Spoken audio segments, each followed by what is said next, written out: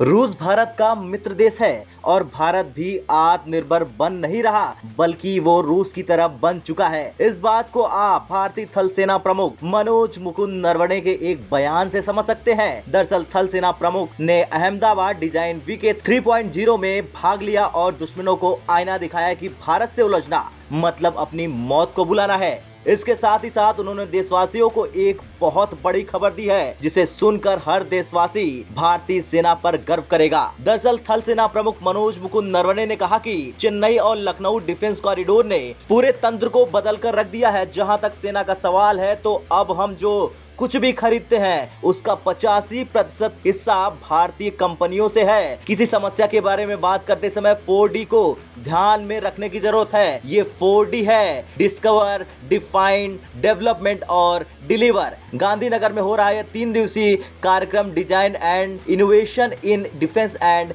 Aerospace विषय पर आधारित है। इसमें कई रक्षा विशेषज्ञों के शामिल होने की संभावना है। अब इसके बाद सेना प्रमुख ने बात की रक्षा और वायु क्षेत्र का भविष्य इलेक्ट्रिक और लघुकरण को लेकर। इस दौरान उन्होंने कहा कि जीवाश्म ईंधन पर निर्भरता कम करने के लिए विद्युत आधारित उपकरणों के इस्तेमाल की जरूरत है। हमें जीवाश्म ईंधन पर निर्भरता कम करनी होगी। साथ ही जहाजों और विमानों के आकार को छोटा करने की जरूरत है। छोटी जगहों से ज्यादा सुविधाएं देकर हम इनका भरपूर इस्तेमाल कर सकते हैं।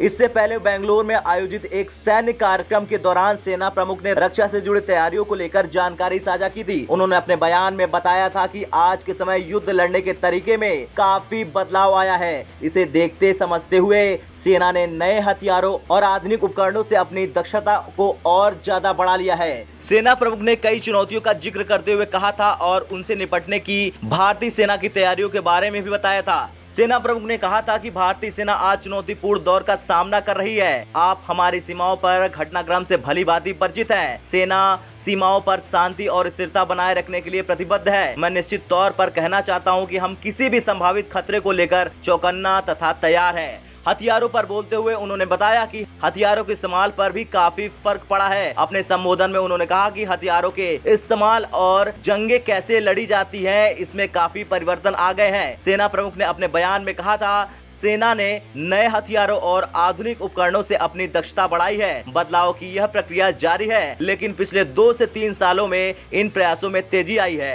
खैर, यूक्रेन रूस विवाद के बीच सेना प्रमुख का ये बयान दिखाता है कि भारत आज पूरी तरह से आत्मनिर्भर बन गया है।